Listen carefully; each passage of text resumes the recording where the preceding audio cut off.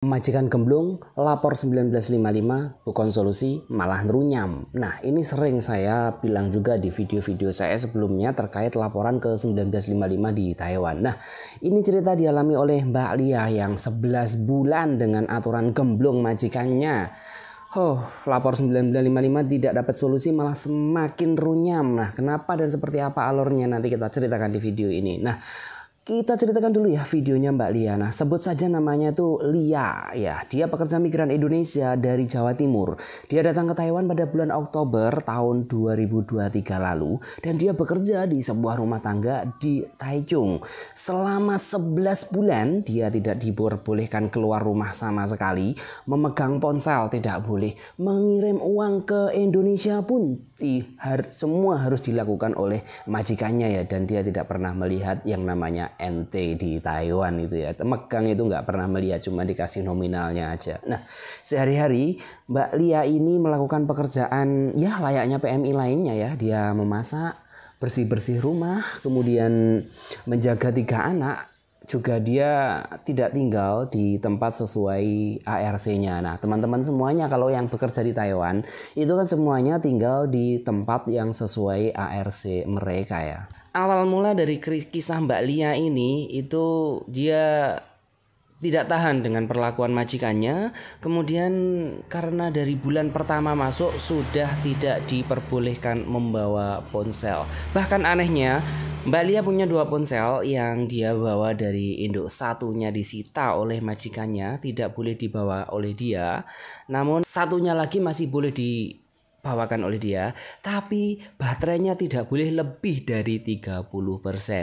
Jadi Mbak Lia tidak bebas memegang HP dan setiap hari dia hanya bisa melihat ngecas HP-nya maksimal 30%, dan karena kondisi baterainya rusak, dia bisa mengecas 1-30% itu dalam waktu yang berjam-jam, dan itu sangat merepotkan sekali ya dengan aturan majikan ini. Nah, suatu hari pada saat Imlek itu ia diminta untuk membawa barang berat dari lantai 1 ke lantai 3 tanpa berhenti seharian. Tahu sendiri kan lah kalau Imlek itu seperti apa. Nah, saat mengadu kepada CNA ketika diwawancara itu, Mbak Lia menuturkan bahwa dirinya mendapati beban mental dan sudah tidak kuat terhadap perlakuan majikannya.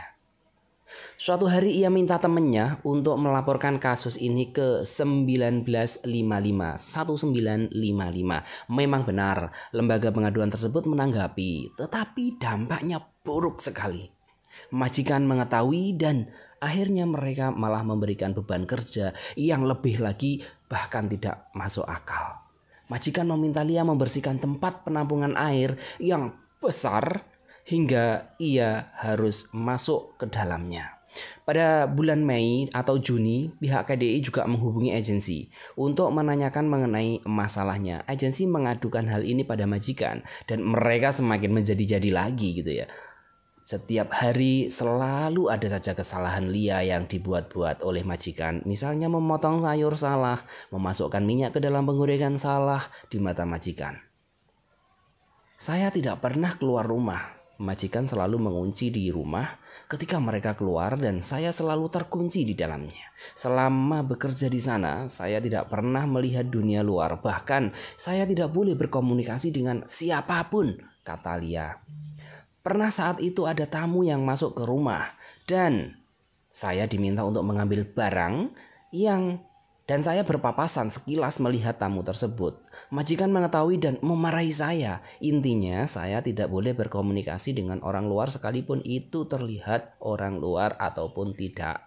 Ya enggak? Di sini kita bisa mengoreksi bahwasanya ternyata itu kelihatannya majikan takut kalau di rumah itu ada pembantu. Padahal di alamat ARC di rumah itu tidak ada pembantu. Dia juga ada takutnya enggak? Nah, lapor 1955 kok jadi nerunyam. Ini bagaimana? Nah, teman-teman perlu ketahui alurnya yang perlu diperbaiki oleh 1955 yang ada di Taiwan ya. Dari dulu sampai sekarang alurnya begitu aja yang menyebabkan kita makin kacau kalau ada masalah sama majikan. Lapor 1955 bukan makin baik tapi makin buruk. Nah, alurnya tuh seperti ini teman-teman semua. Jadi dari teman-teman semua telepon ke 1955, ya enggak? Melaporkan masalahnya. Ketika masalah sudah dilaporkan, bahkan kita ngasih bukti pun, nanti yang dilakukan 1955 apa? Dia akan menghubungi agensi. memberitahu laporan kamu. Seperti apa? Pengadu domba lah.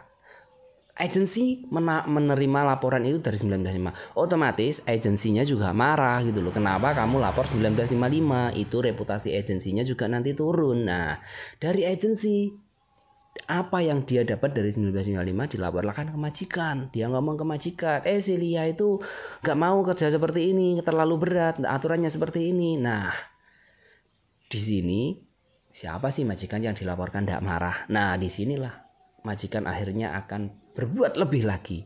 Karena dari 1955 tidak ada pengawasan langsung terkait hal ini. Jadi majikan akan semakin menjadi-jadi ketika kita melaporkan ke 1955. Dan setiap kali kita melaporkan 1955, agensi dan majikan bakal tahu kalau kita laporan ke 1955. Jadi 1955 itu bukan solusi. Dia cuma pengadu domba lah kalau menurut saya itu. Kenapa kok seperti itu ya? Kita udah lapor baik-baik. Dia tidak melakukan penyelidikan tapi melakukan pengaduan. Kita melakukan pengaduan ke 1955. 1955 itu tidak melakukan penyelidikan terhadap kasus kita. Tapi dia melakukan lagi pengaduan. Aduan kita ke 1955 diadukan lagi ke agensi, disampaikanlah ke majikan. Ini bukan solusi. Yang ada semakin runyam masalah-masalah seperti itu. Nah, lapor 1955 itu resikonya seperti itu. Kemudian Mbak Lia itu berkata ya, saya hanya beristirahat malam hari saja. Setelah menunggu mereka mandi dan beristirahat, baru saya bisa beristirahat, katanya. Mengenai libur, dari dulu hingga sekarang saya tak pernah diberi libur. Saya pernah memohon ke agensi, mereka tetap tidak memberikan saya libur. Lia juga tidak diizinkan membawa dokumen pribadi seperti ARC, paspor, bahkan buku tabungannya sendiri disita oleh majikannya. Jadi ia tidak bisa menghubungi atau menghitung uang gaji dan lemburan. Lia hanya pasrah terhadap gaji yang disetor oleh majikannya. Jika Lia ingin membeli barang-barang pribadi, ia harus menunggu majikannya untuk membelikannya dengan memakai uang tabungannya. Aduh, bahkan bisa sampai 2 bulan baru barang yang diinginkan datang. Harga barang yang ia beli jauh lebih mahal dari harga sebenarnya di pasaran. Lia pernah mengeceknya melalui temannya. Pernah saya beli deodoran seharga 200 NT, 96.000, ternyata di pasaran Taiwan harganya cuma 150 NT. Majikan nyari untung, guys. Selama 11 bulan Lia sudah bekerja. Ia tak tahu bagaimana bentuk uang Taiwan karena semua dipegang majikannya. Untuk pengambilan gaji hanya diperlihatkan di buku tabungannya sebentar. Jadi ia tidak sempat mengecek. Bahkan pernah ia cek dengan catatan sendiri dan ada kekeliruan di pemasukan gaji. Tetapi majikan tidak mau membahasnya. Suatu hari Lia akan dijemput tim. Nah, lanjut karena hal ini beruntungnya Lia kemudian mengadu ke organisasi PMI yang ada di Taiwan seperti Solidaritas, Ganas dan lain sebagainya dan TIWA.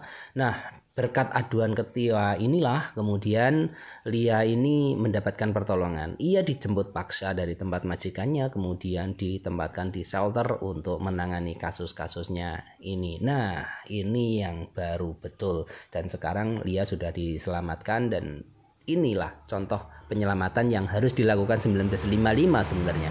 1955 sebagai tempat pengaduan resmi di Taiwan, mereka harus bekerja sama dengan organisasi-organisasi PMI yang ada di Taiwan. Ketika ada permasalahan di kalangan PMI, mereka jangan hanya menjadi pengadu domba, tapi mereka harus memfasilitasi. Contohnya apa ya? Ketika keadaan urgent itu mereka juga harus jemput ke tempat majikannya. Tidak hanya lapor sini, ngadu ke agensi.